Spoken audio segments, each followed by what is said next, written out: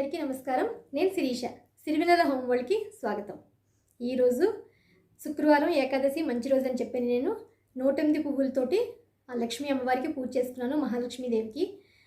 ఇవాళ వీడియో మీ అందరితోటి షేర్ చేసుకుందాం అనుకుంటున్నాను. అంటే 108 పువ్వులతో నేను ఎలా పూజ చేసుకున్నాను అన్నది ఇవాళ వీడియోలో మీ అందరితోటి షేర్ చేద్దాం అనుకుంటున్నాను.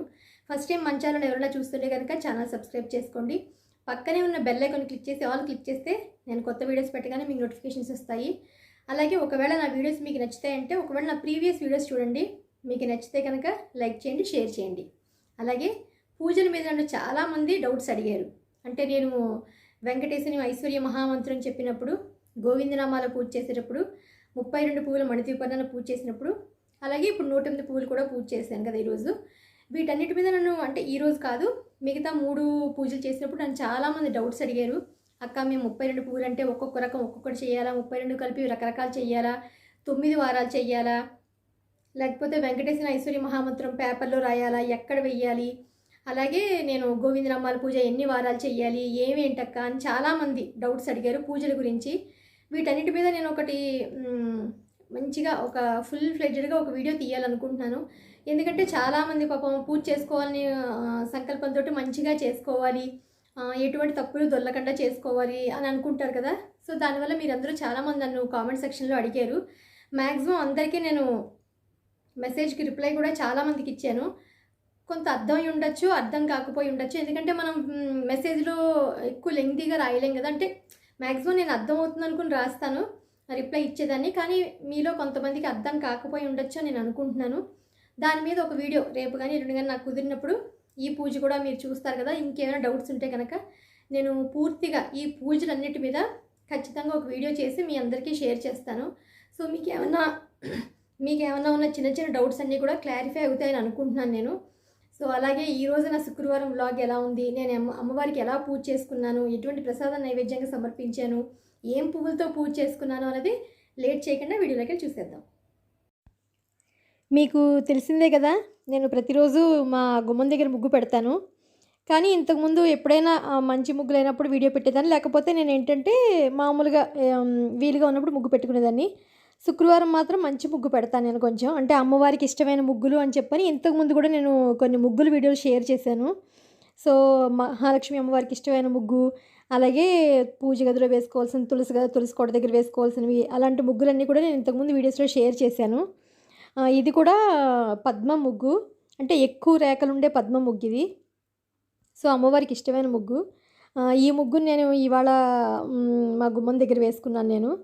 అలాగే మామూలుగా మిగతా వ్లాగ్ అంతా పొద్దున ఉదయంతో ముగ్గు స్టార్ట్ అయ్యి తర్వాత మిగతా పనులన్నీ మీకు తెలిసిందే కదా. మన ఇంటి ముందు ముగ్గుతోటే అమ్మవారు మన ఇంట్లోకి వస్తుందని నేను ఎన్నోసార్లు చెప్తూ ఉంటాను కదా మీకు. నాకు ఇలా అందంగా ముగ్గు పెట్టి అలంకరించడం అంటే చాలా ఇష్టం. మొన్న శ్రీరామనవమికి చేసిన వ్లాగ్ కూడా మీ అందరికీ చాలా నచ్చింది. నా ముగ్గు బాగుందని, అలాగే నేను పాడిన పాట చాలా బాగుందని అని చెప్పి అన్నారు. మ్యాక్సిమం నేను వీధిలో వేసిన ముగ్గు, అలాగే అమ్మవారికి హారతి ఇచ్చినప్పుడు ఖచ్చితంగా ఏదైనా పాట పాడతాను. మీరు అంతవరకు చూసి నన్ను చక్కగా కామెంట్ సెక్షన్లో నన్ను మంచిగా మీరందరూ బాగా చేస్తున్నామని అంటున్నారు. అది చాలా సంతోషంగా ఉంది నాకు. మామూలుగా అయితే ఇంతకుముందే నేను ముగ్గులతో ఒకటి విడిగా పెట్టాలి అని అనిపించింది, కానీ లేదులే ప్రతి వీడియోకి ముందు ఒక ముగ్గు పెడతాం, ఖచ్చితంగా చూస్తారు, మీరందరూ ఇష్టపడతారు అని చెప్పని నేను వేసే ముగ్గునే ఇప్పుడు వీడియో రూపంలో తీసి షేర్ చేద్దాం అనుకుంటున్నాను. అలాగే ఇవాళ వీడియో కూడా నేను మంచి ముగ్గుతోటి పొద్దున్నే స్టార్ట్ అయ్యి అలాగే పూజ అది అంతా కూడా చక్కగా అయింది. సో ఇది అంతా ఇవాళ వీడియోలో మీ అందరితో షేర్ చేద్దాం అనుకుంటున్నాను.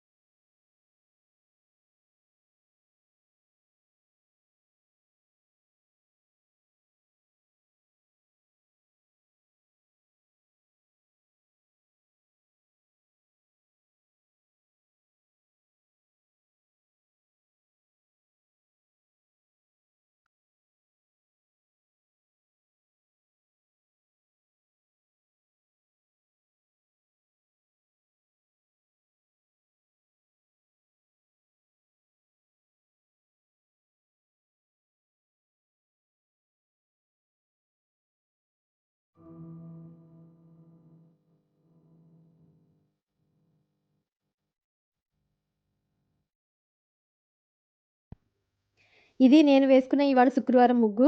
మీ అందరికీ నచ్చిందని అనుకుంటున్నాను. ఎలా ఉందో మాత్రం నాకు కామెంట్ సెక్షన్‌లో ఖచ్చితంగా తెలియజేస్తారని అనుకుంటున్నాను. అలాగే మిగతా ఇల్లు క్లీనింగ్‌లు అన్నీ అయిపోయాక, నేను తలస్నానం అది అయిపోయాక పువ్వులన్నీ కోసుకొచ్చి గడపలకు పసుపులు రాసి బొట్లు పెట్టి అన్నీ అలంకరణలన్నీ అయ్యాయి. అలాగే నేను రాగి చెంబులు శుక్రవారం కదా! ఇవాళ మంచిగా క్లీన్ చేసుకుని వాటిల్ని మళ్ళీ కొత్తవిగలా తీసుకొచ్చి వాటికి చక్కగా వాటిని కూడా మళ్ళీ అన్నీ అలంకరించుకొని రెడీ చేసుకున్నాను. అలాగే పూజ గదిలో కూడా నేను మొత్తం పూజకు కావాల్సినవి సిద్ధం చేసుకున్నాను. ఈరోజు మా పెరట్లో 2 రోజుల నుంచి పూసిన పువ్వులన్నీ నేను జాగ్రత్త పెట్టి మల్లెపూలు, అలాగే పూజకు పువ్వులు, రాగి చెంబులు క్లీన్ చేసుకుని అవి, అలాగే ప్రసాదం చేసి, అలాగే మిగతా కుందులు అన్నీ కూడా సిద్ధం చేసుకుని పెట్టుకున్నాను. రాగి చెంబులు చెప్పాను కదా, వాటిని కూడా ఇవాళ మంచిగా మళ్ళీ బొట్లు పెట్టి పువ్వులు వేసి వాటిని కూడా అందంగా రెడీ చేసి ఈశాన్యంలో అంటే పూజ గదిలో ఒకటి, అలాగే గుమ్మం దగ్గర బయట ఒకటి కూడా పెట్టుకోబోతున్నాను. సో మళ్ళీ ఎప్పుడు కడిగితే అప్పుడు మళ్ళీ చెప్పాను కదా, గంధం బొట్టు కుంకుమ బొట్టుతోటి మళ్ళీ చక్కగా అలంకరించి వాడుకోవాలి.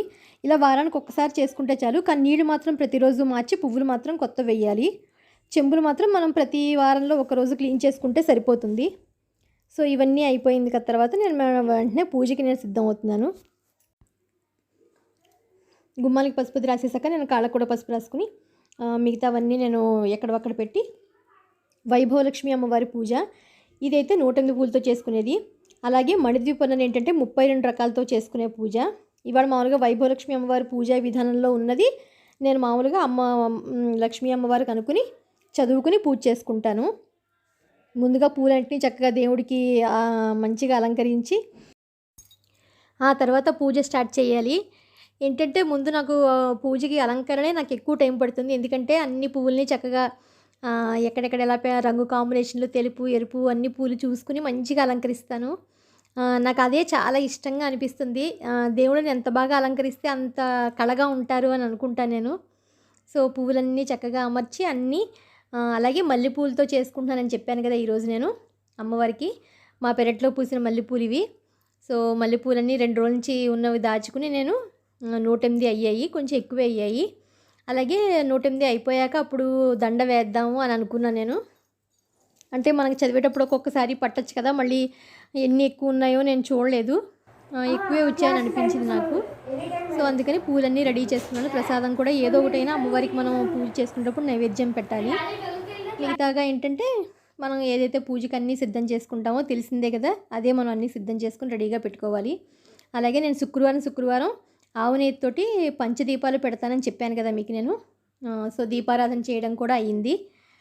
అలాగే వాటికి బొట్లు పెట్టి చక్కగా అలాగే పువ్వుతో కూడా పెట్టి నమస్కరించుకున్నాను. అలాగే ఇవాళ శుక్రవారం కదా, నేను ధనధాన్య కలిసమని చెప్పాను కదా, ఆ మూల ఉంది కదా, దాంట్లో ఇవాళ డబ్బులు కూడా తీసి మళ్ళీ కొత్త డబ్బులు కూడా పెట్టుకోవాలి. ప్రతి శుక్రవారం చెప్పాను కదా, డబ్బులు తీసి మళ్ళీ కొత్త డబ్బులు పెట్టుకోవాలి అని. అలాగే నాకు ఇక్కడ అమ్మవారు ఉన్నారు, మహాలక్ష్మి అమ్మవారు. ఈ కంచెలను ఈ ప్లేట్లోనే నేను 108 పూలు అయితే చేసుకుంటాను. అలాగే చిన్న పూలే కాబట్టి అక్కడ పడతాయి కాబట్టి నేను అందులో చేసేసుకుంటున్నాను. ఇంతకుముందు అయితే ఎక్కువ పూలు ఉన్నప్పుడు ఏంటంటే విడిగా అమ్మవారి ఫోటో పెట్టుకుని అక్కడ చేసుకున్నాను. మీరు మణిదీపన్న పూజ అప్పుడు చూశారు కదా, అష్టోత్తరం కూడా మనకి 108 పువ్వులు ఉన్నాయి కదా, 108 నామాలకి 108 పువ్వులతోటి అష్టోత్తరం చేసుకోవాలి. ఒక్కొక్క నామానికి ఒక్కొక్క పువ్వు వేసుకుంటూ మన అమ్మవారిని అష్టోత్తరం చదువుకోవాలి. మీకు ఏదైతే వైభవలక్ష్మి కానీ ఏదైనా మనకి అమ్మవారికి సంబంధించిన పుస్తకం ఏదైనా ఉంటే దాన్ని చదువుకుంటూ మనం పూజా విధానం అంతా చేసుకోవచ్చు. అలాగే లక్ష్మీ అష్టోత్తరం చదువుకుని పువ్వులతోటి మనం పూజ చేసుకోవాలి. అలాగే అమ్మవారికి ధూపం, దీపం, నైవేద్యం అన్నీ మనకి ఒకటి తర్వాత ఒకటి అమ్మవారికి సమర్పించుకోవాలి మనం. అలాగే నైవేద్యం కూడా కొబ్బరికాయ ఇది ఉంటే కూడా కొట్టుకోవచ్చు మనం. కొబ్బరికాయ కొట్టి ఏదైనా ప్రసాదం కానీ ఏదైనా చేసి అమ్మవారికి నైవేద్యంగా సమర్పించాలి. సో నేను కేసరి చేశాను, సో రవ్వ కేసరి చేశాను. బాలా త్రిపుర సుందరి గై కొను మహారతి, బాలా త్రిపుర సుందరి గై కొను మహారతి, గానలోల జాలమెలా దారి చూపుమా, సుందరాంగి అందరు నీ సాటిరారుగా, సందేహములు అందముగా తీర్పుమంటిని, వాసికెక్కియున్న దానవనుచు నమ్మితి,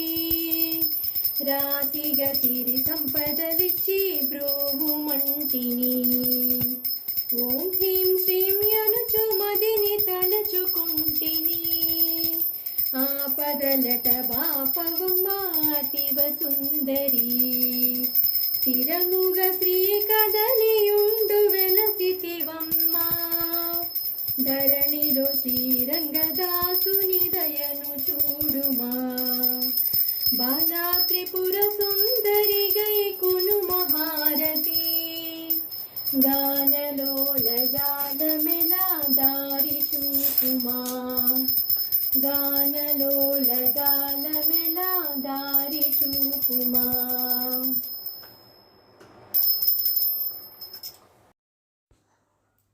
ఇది ఈ వారం చేసుకున్న నేను అమ్మవారికి 108 పువ్వులతో పూజ, అలాగే నా హారతి పట. ఈ వీడియో కూడా మీ అందరికీ నచ్చుతుందని అనుకుంటున్నాను. ఎలా ఉంది, పూజా విధానం ఎలా ఉంది, ఏదైనా ఉంటే కనుక నాకు ఖచ్చితంగా కామెంట్ సెక్షన్లో తెలియచేయండి. అలాగే మీకు చెప్పాను కదా ఇంతకుముందు వీడియోలో కూడా, మీకు ఎటువంటి డౌట్స్ ఉన్నా కూడా నేను ఖచ్చితంగా నెక్స్ట్ వీడియోస్లో మీకు షేర్ చేస్తాను.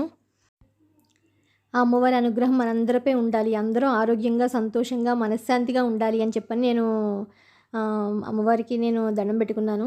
ఇది నేను చేసుకున్న శుక్రవారం పూజ. సో నాకు పూజ చేసుకున్న వెంటనే ఎంతో కళగా ఎంతో ఆనందంగా అనిపిస్తుంది. ఎప్పుడెప్పుడు వీడియో పెడదాము మీ అందరికీ అని నేనైతే చాలా ఉత్సాహంగా ఉంటాను నేను. సో మీ అందరికీ నా పూజ ఎలా చేసుకున్నానో చూపించాలి, అందరూ బాగా పూజలు చేసుకోవాలి, చక్కగా అమ్మవారి అనుగ్రహం అందరిపై ఉండాలని చెప్పని నేనైతే ఖచ్చితంగా మనస్ఫూర్తిగా కోరుకుంటూ ఉంటాను. సో ఇది నా ఇవాల్టి వీడియో. చెప్పాను కదా మీకు డబ్బులు తీసుకోవడం నేను మార్చి పెట్టుకున్నాను అని చెప్పని. ఇది ఇవాల్టి వీడియో. మిగిలిన మల్లెపూలతో నేను అమ్మవారికి దండ కూడా గుచ్చి వేశాను. సో ఎంతో కళగా నాకైతే కనుల పండగగా అనిపించింది. శుక్రవారం పూజ చక్కగా జరిగిందని చెప్పని. ఇది ఇవాల్టి వ్లాగ్, నా పూజా విధానం శుక్రవారం చేసుకున్నది. సో మళ్ళీ ఒక ఇంట్రెస్టింగ్ వీడియోతో తప్పకుండా మిమ్మల్ని అందరినీ కలుస్తాను. అలాగే కమింగ్ వీడియోస్లో మీకు పూజల మీద ఉన్న డౌట్స్ అన్నీ కూడా నాకు తెలిసినంత వరకు మీకు ఖచ్చితంగా నేను క్లారిఫై చేసేలాగా ఒక వీడియో చేయాలని అనుకుంటున్నాను. సో మీ అందరికీ కూడా అమ్మ అనుగ్రహం కలిగి అందరూ బాగా జరుపుకోవాలి, ఆరోగ్యంగా ఉండాలని మరొకసారి కోరుకుంటూ ఈ వీడియో ఇంతటితోటి సెలవు చెప్తున్నాను. మళ్ళీ ఒక ఇంట్రెస్టింగ్ వీడియోతో మిమ్మల్ని అందరినీ కలుస్తాను. అంతవరకు బాయ్.